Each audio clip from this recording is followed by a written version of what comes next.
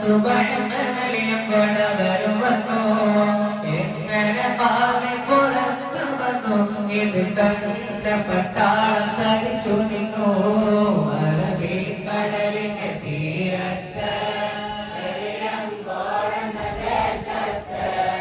ഒരു പുണ്യവലിയുള്ള ഉറങ്ങുന്നു അവരോട് പേരാണ് മരമാലി പരിശുദ്ധ റൗലയോടടുത്ത് ചെന്ന് പരിശുദ്ധ റൗലയോടടുത്ത് ചെന്ന്